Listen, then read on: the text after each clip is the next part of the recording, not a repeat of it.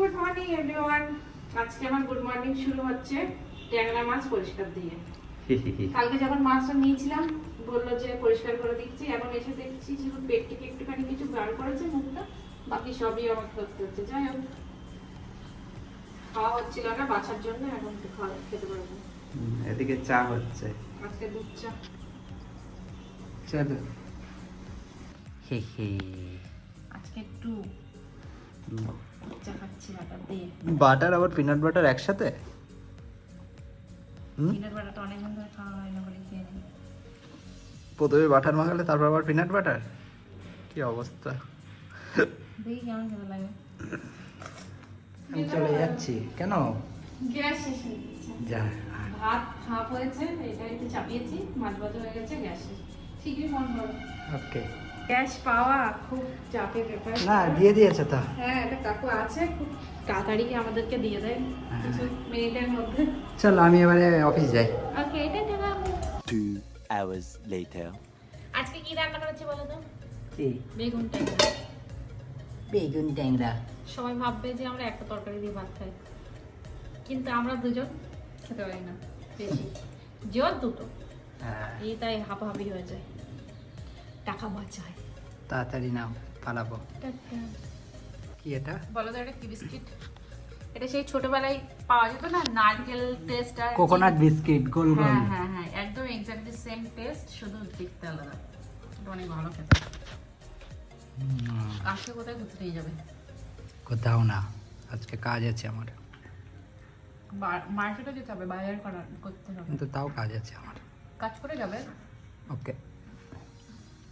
সন্ধ্যা হলেই কিছু খেতে ইচ্ছা করে, সন্ধ্যাবেলা হলে না, বিকেলবেলা হলেই কিছু খেতে ইচ্ছা করে। বাঙালি দেখাই। ধনে পাতার চপ। ধনে পাতার চপ। যা বাড়িতে ছিল তাই দিয়ে চপ।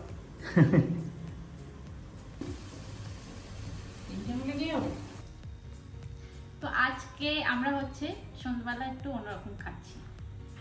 মুড়ি মাখিয়েছি সর্ষের তেল, পেঁয়াজ আর কাঁচা লঙ্কা দিয়ে। সেই পুরানো দিনের খাওয়া। আর এটা ধনে পাতা চাপ করেছি। মজা। চলো আমরা রেডি হয়ে এখন একটু মার্কেটে যাব। 8টা বাজে, এখন বলছি মার্কেটে যাব। কেন 8টার সময় কি মার্কেট বন্ধ হয়েছে? এখানে তো মার্কেট খোলেই সন্ধ্যাবেলা হচ্ছে, হ্যাঁ, এখানে 6টা একটু থেকে। রাত্রেবেলায় মার্কেটে। চলো ঘুরে আসি। হ্যাঁ, বাড়িতে সবজি নেই। কিন্তু কিনবে কি? মাছ তো কালকে একটু কেনা হয়েছে, হুম, আর আজকে একটু সবজি কিনবো। আর যদি ভালো মাছও পাই করতে হবে। ঠিক আছে। বিয়ে করলে নাকি মানুষ চেঞ্জ হয়ে যায়। দেখো, যে কোনোদিন হাতই দিত না, সে এখন দেখে দেখে পেঁয়াজ নিচ্ছে, ভাবা যায়। তারপরে সবজিও শেষ হয়ে গেছিল, তো এই দোকানে এসেছিলাম, খুঁজেই যাচ্ছি কি নেব।